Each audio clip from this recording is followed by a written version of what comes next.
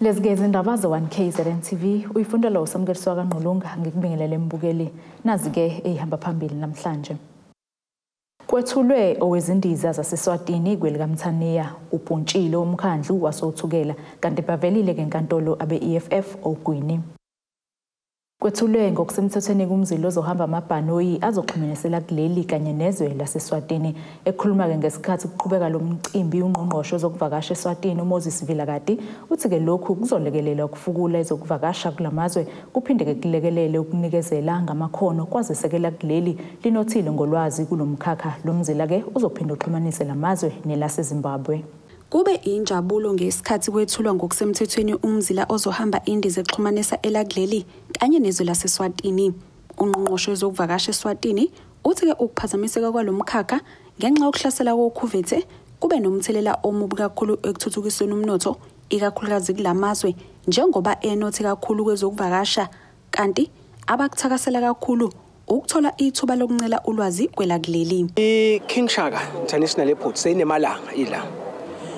Sithe noma sakha i-airport gate kwaba khona lesikufunza kola ikakhulu sasitele nje indzaba yakacargo lokuthi around the airport what is it that you can produce because sekuba easy ukuthi ukuthengisele ngeshare so sisatha ufuna ukufunza lo. Kwesibili lendzaba yaka civil aviation banqane labantu labatiko ngalolwathi basilabana lolwathi kulo so ngalesikhathi senihlangana nibabili nibathathu you are able ukuthi bese nisherishelana lama skills nama experiences phindze nibuke ukuthi yini lengastrengthenisha i-airline industry i volatile iyehla iyaphakama yenta njani so nanisherisha lama threats nema opportunities ndawo sheshe nibe able ukuthi cha lokho akususithola thina asisimame sikwadi kuyembili.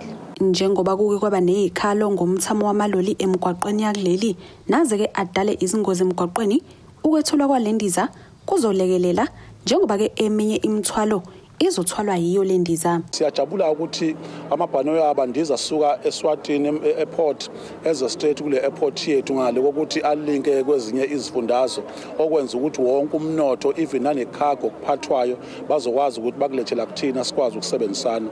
Sicabanga ukuthi-ke ikwaZulu Natal ithuthuke kaningi kakhulu ngobuxhakaxhaka sinolwandle olude olenza ukuthi wonke umuntu asihalele nanokuthi bakwazi basebenzisane nathi and sinento eziningi kakhulu in terms of usikompilo lwethu luhle and-ke kune route ekhona vele esuka emkhosini wamaganu lapha kaLembe kaNgwavuma okwenza ukuthi vele ubudlelwano bethu bube kahle and ngenyanga edlule sasikade esinenhlanhla ukuthi samukela ibhanoyi ekuthiwa iProflight laseZambia nalo liqalile elizokwenza ukuthi njalo ezama-Afrika sikwazi ukusebenzisana ndawonye ukwazi ukuthi siyoqekelela ukuthi sisebenzisane kahle futhi sincintisane kahle nomhlaba njengesifundazwe ngezwe lase-South Africa. Le ndiza eqale namuhla ukusebenza iqukatha abagibeli abangama-50 kanti kayigcini ngokuxhumanisa elakuleli nelaseSwatini njengoba-ke iphinde ifake phakathi nelaseZimbabwe. We will be starting with three flights a week for now.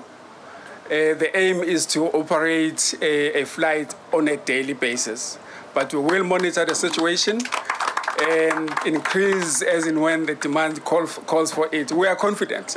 We are not saying this because we are not. We are very confident that the whole operation will be a daily flight into Eswatini, connecting us to Johannesburg, connecting us to Harare as well. Those are our ultimate destinations. We've already launched Harare. We've launched Johannesburg.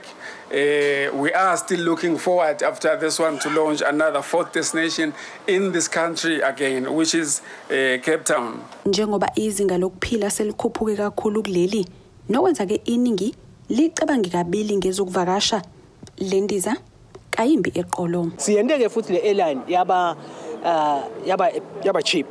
So ubese ubuka nale value ukuthi nangidrivela nama accidents nabo yinini versus le mali lengibhadalako utaba malula kusuka la siye khona eSwatini. Ezindabeni ze-1KZNTV kube uNtombi khona Mvubu ngisithekwini. Awuhlalanga kumhlangano womkhandlu uthukela obizwe kumnyango wezokubusa ngokubambisana nezindaba zomdabu KwaZulu-Natal. Lokhu kuza ngemuva ukuthi ke inkantolo ephakeme yaseMgungundlovu ivuneke umnyango kuba ke uhlalise umhlangano. Kepha ke kupheleke isikhathi esingangemzuzu engama-30 umhlangano ke ungahlalile kwaphoqa ukuba ke ungabe usahlala. Imeya kulomasipala inkosi Ntando yenkosi Chabalala uthi ke abavumanga ukuthi ke amakhansela angene ngaphakathi ehholo ngoba ke uhlobo oluphethwe umnyango belunegama lekhansela le-DA eselaxoshwa.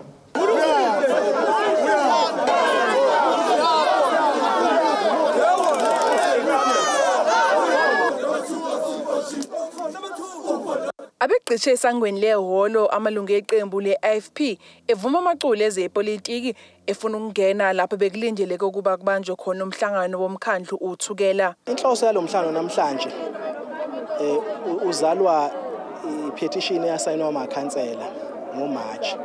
Ngokwamakhansela aye u17. Umkhandlu wasothukela unamasitha u33. So ukuze ukwazi ukuba namandla 50% plus 1 abantu abawu17.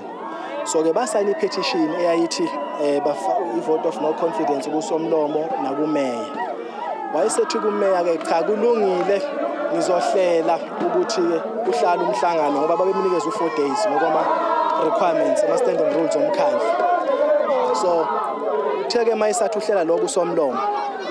Kwase iDA yaletha incwadi ethi ikhansela layo isiyalirecalla ekubeni ikhansela lasothukela isile replace ngokhansela uNkala. Lo wayerecalla kwakuukhansela uNgwenya. Uyena ukhansela uNgwenya owayenza ukuthi babe u17. So uma ukhipha ukhansela uNgwenya basala babe u16 bengabe besayimithi requirement yokuthi ungawuhlalisa umkhandlu ngoba unawo 50% plus 1. Ayike sase sazi ukuthi ke kusho ukuthi udaba luphelile ngoba abasenawo 50% plus 1 ngoba uNgwenya akasekho. Wahamba kuNgwenya wayenkantolo wayobophi umkhandlu neDA ukuthi yena indlela axoshwe ngayo akekho happy. Udaba lahamba la ungena enkantolo. Na kufika enkantolo abameli bakhe uNgwenya bathi cha bacela luhlehla bekho ready ukuthi lixoxe. Lo mhlangano obewubize umnyango wezokubusa ngokubambisana nezindaba zomdabu KwaZulu-Natal kulandela ukuthi uvunywe inkantolo izolo. Cha somlomo awuthi uqeda omunye u15 minutes sithi ukulinda mhlambe sizoba nayo iquorum khona abaseze. Uma kuvunyelwana uya add u30 minutes. Make kwaphela u15 minutes. Uma ke kwaphela ke lo 15 minutes wesibili oseku30 minutes ngokuhlanganisa lo mhlangano usufile. Iagenda yawo ayisasebenzi usuyoqala nje phansi. Akuyona icontinuation awupostponiwe uphelile nje. Lokho kwenzeke ke namhlanje kusho ukuthi lento ye-petition iphelile. Sebeyoqala kabusha mabefuna ukuyisayina sebeyoyisayina kabusha seyisayina ukhansela uNkala nokuthi basazoba nawo amandla futhi okuyolitshontsha ikhansela le-DA ethi libasayinele. Kanti ANC kwesifunda iJosiah Gumede ithe ikhansela ebelisohlwini lomnyango belivunywe inkantolo kuba libe khona. Kunento abangakutshela yona ukuthi izolo bekade kuhlela inkantolo enkulu yaseMgungundlovu iyodinga udaba ebelikade lifakwe usomlomo wasothukela ethi ufuna ukuvimba ukuthi umhlangano ungaqhubeki. Engicabanga ukuthi ke enye yezinto ebekade esemaphepheni ebekade senkantolo bebekubhalile ukuthi ukhansela lo ekhulunywa ngaye ukhansela ongasesilona ikhansela. So ngoba sikhuluma la sikhuluma ngento enesinqumo senkantolo of which iyamkhulumisa ukhansela okhuluma ngayo ukuthiwa weDA ukuthi wayesayinele ipetition nenkantolo kuyiyona sigunyazile ukuthi sibe nalomhlangano ibikade ixoxela indaba yale ikhansela. Kuyasithusa ukuthi uma kuukuthi bebenento ethi kunekhansela elingafanele kwenziwe yini ukuthi ungaqala umhlangano bese ixoxwa ngaphakathi emhlanganweni wamakhansela. Kodwa kunalokho bakhetha ukuthi babize imphakathi namalungu e-IFP ukuthi bazobhiyoza bavimba umhlangano. Sidumale kakhulu. Siya esikholelwe ekutheni uma kuthiwa kunezokuvikela sizakhamuzi ezikhona ngaphakathi eningizimu kumele zivikeleke. Kodwa ngicabanga ukuthi nibonile kokugcine kunanamakhansela ahlukumezekayo elinye laze lagcina lilinyazwa kodwa ngaphambi kwamaphoyisa. So ke thina njengamanje ayikho into ethene esizoyisho ngoba khumbula ukuthi thina njengamakhansela besikade sibizwe umnyango wakaKhokta ukuthi asizohlala umhlangano wespecial esasucelile. So kusho ukuthi ke njengamanje ngoba umhlangano bethatha isinqumo sokuthi bayawuhlehlisa kuyomela kube yibona futhi abazophinde besazisa ukuthi ukusuka manje kuyaphambili kuzokwenzakalana. Kulomkhandlu i-IFP nezihlalo eziyi-15 bese yesekwa ezimbili ze-DA njengoba ikwazi ukuthi iphathe lo mkhandlu. Kuthi ANC ibe neziyi-10 yesekwe ngamanye amaqembu aphikisayo kuhlangana izihlalo eziyi-16. Ezindabeni ze-1KZNTV ngu-Ayanda Dube ngisemnambithi. Asike sishishelele etolo sobuya siqhubeke nezindaba zethu.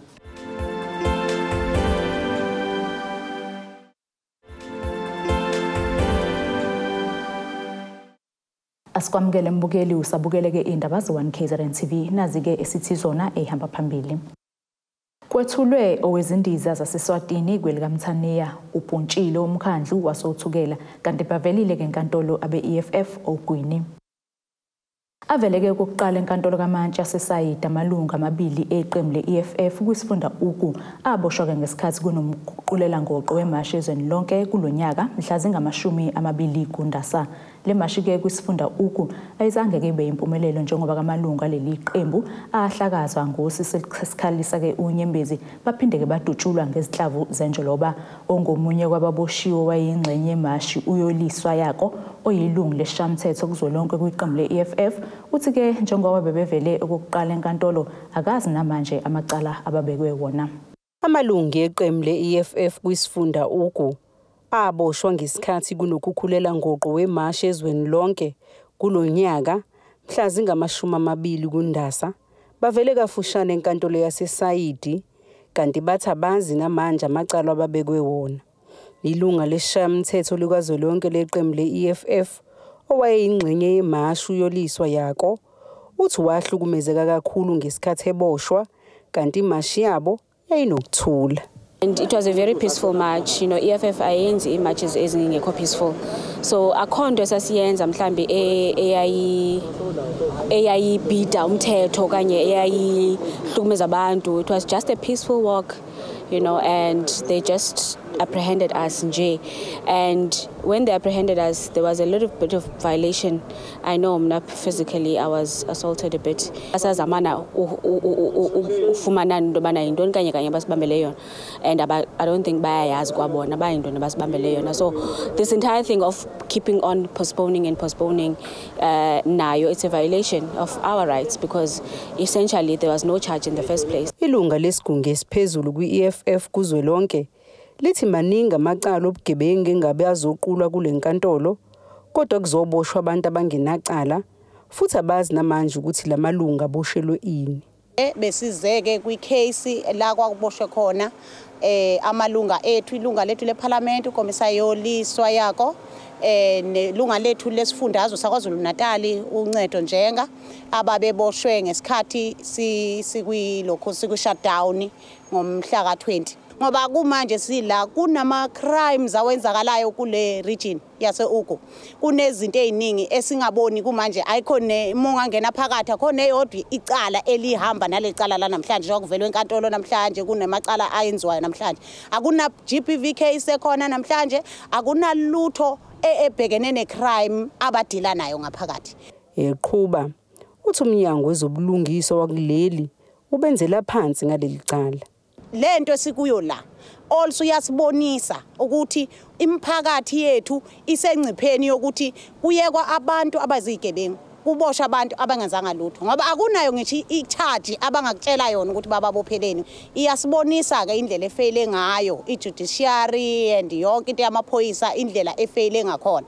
Lamalunga kulindeleke ukuthi abuyele kule nkantolo mhla zimbili kwezokuthwasa. Ezindabeni ze-1KZNTV kube kuzamando sicele ngisenkantolo yasesayidi.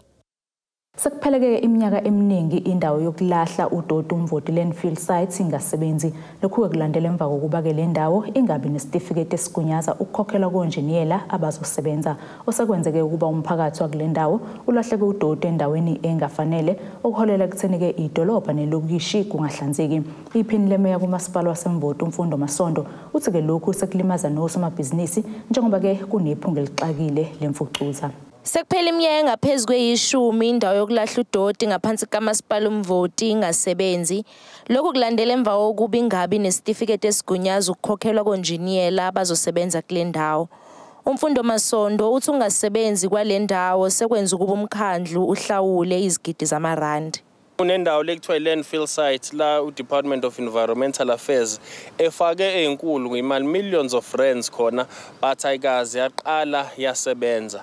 Le ndawo ke esikuyona njengamanje kune fine a potential fine ka10 million rand ehlenga phezulu komkhandlu wasemvoti. Ngesimo sokuthi le ndawo ayikho esimweni sokuthi ngaba seduze kwabantu. Kodwa kahle hle ngokomthetho ngaba isasebenzi ngoba ikhona indawo eyakhiwa iDepartment but njengamanje ayivulekile ngesimo sokuthi kune engineer's certificate edingakalayo. Uqhubeka ngokuthi le ndawo imelwe ngumkhandlu wesifunda kanti sebezame kaningi ukuxhumana nabo ukuze le ndawo iqale ukusebenza.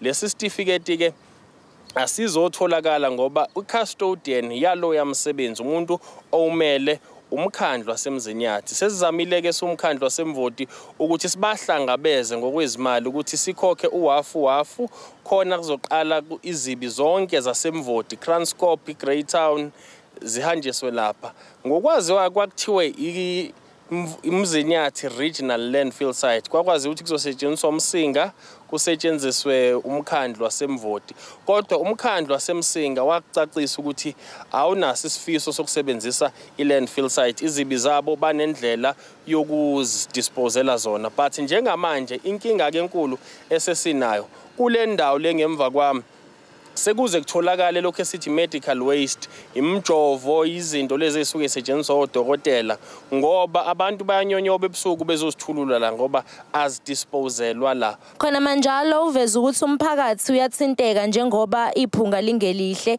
nezinkampani nazo ziyathutha ngenxa yokungahlanzeki kwale ndawo. Umphakathi wasenhlalakahle ohlala kakhulukazi kuJabula Road nelokishi lonke nje mina ekhaya kithi kusecabazini phansi nelokishi kodwa iphunga maseqalile le ndawo malishisa kakhulukazi iphunga silizwa lihamba phezulu kwelokishi lonke kunamabhizinisi aseqalile athayathuthe eGreytown lana nje ngemumva ngoba ile endawo esikuyona it's an industrial area sesiqalile kunekhampani ekuthiwa uDietrix uthe eGreytown akusasebenzeki ngesimo sephunga eliqhamuka kule ndawo bayathutha bawusebenzela kwelinye idolobha ama complaints sinawo ke even uToyota la kudayiswa khona imoto they are complaining time and time again. Abomkhandlu wasemzinyathi baveza ukuthi lokhu akubhekelelwa yibo. Izindabeni ze1KZNTV kubika uThobeka Dladla ngisemvoti. Uduve emasimini omoba endaweni yasoyaya eShowe kulandela ukuthi ke umphakathi ushaye phansi ngonyawo kokuhanjiswa komoba ePhayindini. Lo mphakathi ukhala ngokuthi ke inkampani ehlahla umoba emasimini ayo ithongathi Hewlett ayisazigcini ngezivumelwano abazenza mhla iqala ukuzolima kulamasimu. Isivumelwano sale nkampani nomphakathi saphelelwa ke isikhathi ngoNcwaba nyakenye kepha ke le nkampani selokhu iqhubeke njalo nokulima kulamasimu. Usungenelwe iEFF umbango wamasimo omoba ophakathi komphakathi wasoyaya eShowe kanye nenkampani kashukela ithongathi Hewlett. Namuhla umphakathi wendlalele ithimba lezindaba le1KZNTV izinkingo obhekene nazo ngenxa yale nkampani. uMichael Ntulo ngomunye wabalimi uthi kakusekuhle endaweni ngenxa yalombango. Akusekuhle esikuzwayo kukhulunywa umphakathi othukuthele ngisho kuma social media nakuphi mangayifunda izinto ezikhona ziyethusa sekuze kwenzeka ngisho umonakalo asuthandi thina endaweni ngoba siyakuthanda ukuthula mawungaya nje lapha enkantolo yesizwe ishile asazi ukuthi oba nawo benze lo monakalo kulesi sikhathi esinzima kanje sibhekene naso kepha ke sithi siyakuhlaba nakho lokho akukuhle kepha kuyasikhathaza ngoba okuyena onyakazisa isizwe sakhe nabantu bakhe inkosi uqobo esikucelayo nje kuphela sithi Thongathi Hewlett siyacela ukuba usondele kubantu njengoba wabuthembisile ukuthi uzobathuthukisa usondele kubantu njengoba uthembisile ukuthi yena uzobanikeza amakota ubalekelele kuthenini bathola amakota siyacela ukuthi usisize sicela ukuthula ezweni lakithi ezweni lenkosi kube nokuthula ngoba uma sekunyakazisa nina enize ngokuthi yena nizohweba ezweni lenkosi kepha sokuyinina eseninyakazisa senize nithatha ngisho inkosi niyenzisa izinto ezingafanele nixabanisa nesizwe sayo nixabanisa nomndeni wayo kuyimanje akusazwana isizwe sihlukene phakathi umndeni uhlukene phakathi ngalo lolu daba lokuthi Thongathi Hulet ukuhweba kwakhe manje usekusebenzisa ukuthi yena inkosi kube yiyona eyithuluzi lokuthi imlwele ukuthi yena ahlale njalo lomhlaba wenkosi usesandleni sakhe siyacela abantu njoba sebecela umhlaba wabo Thongathi Hulet njoba kubethembisile bakhulule usihlalo we-EFF ekhingcetshwayo uSibusiso Mthiyane usole inkosi yakwaNtulo yaya ngokuthengisa ngabantu bayo kwaHulet ube esenxusa ukuba inkosi isondele kubantu kuzobhungwa ngalolu daba. So sizozama ngayo yonke indlela ukuthi sizolwa size siyofika egcineni ngalento. Inkosi ayibuye ithande abantu bayo ilalela abantu bayo. Angaze kufike ezingeni lapho abantu bejikela inkosi. Uma ngabe inkosi ingafuna ukusondelana nathi siyixoxe lento kanye nabaphethe ngoba na inkosi phela abakhona abantu abangaphekwayo. Sizohamba kuma proper channels landele ngokwe organization sibone ukuthi sifika kuphi. So inkosi ayibuye izohlala nathi awukwazi ukujela abantu bakho ngenxa nje yemoto nokulaliswa amahotela sikutholile lokho inkosi enjani leyo sizohlala nayo phansi inkosi ngoba sisahlonipho kwamanje kodwa kugcina lokuqhubeka kudu abantu zobadedela sithi abantu abenza into abakumele beyenze kodwa okwamanje sathi umphemba akeze sibonisana ihlale phansi kune chaos njengamanje yena akho into ezophuma la up until inkosi izibuye back izokhuluma nabantu bayo akho mobo zophuma emaphayindini up until inkosi izibuye back no Hulet akusho nguthina ukuthi inkosi ayithathe imali kwaHulet noSimamisa so thina sizowl fight if needs be fanele sibe grounding nabantu siyovimba nabo we will be there sivimbe nabo abantu akho mobo zophuma la CEFF inkosi uNtuli ithintwa ngocingo ibeke ukuthi kayinali ithuba lokuphawula ngalolu daba kanti-ke kanjalo nenkampani Hulet imizamo yokuphawula kwayo kayikaze iphumelele. Ezindabeni za1KZNTV kube kumqondisi Myeni ngiseshowe. Asiphinde futhi sithishelele etolo sobe siqhubeke nazo indaba zethu.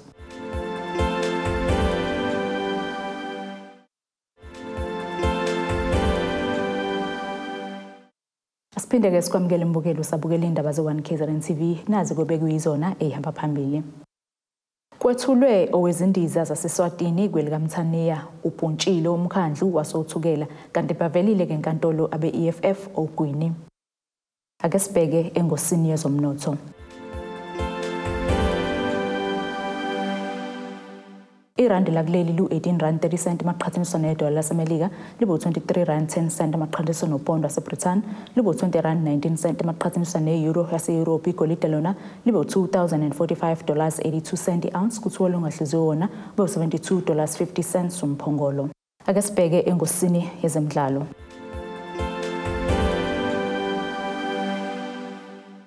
Abadlali beMaritzburg United basigxeke bona ngokubhimba kwezinto kuleli qembu njengoba ke lisengcupheni yokugawulwa yizembe kulenyanga.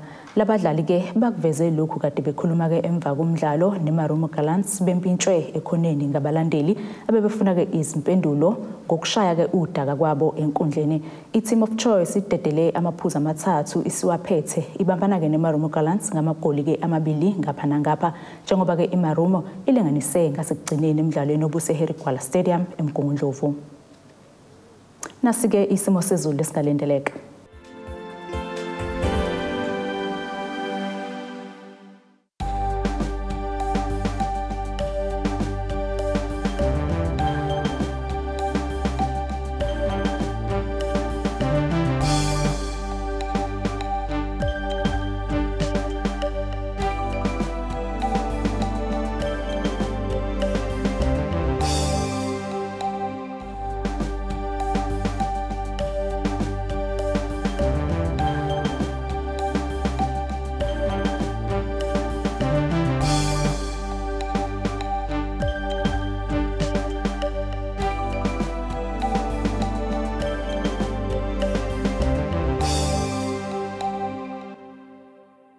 Mbukele-ke siyaguqobe sikuphathele zona osukwini lanamhlanje mina nawe-ke futhi sasihlangane kusasa ngesikhathi esifanayo sala kahle emakhaya.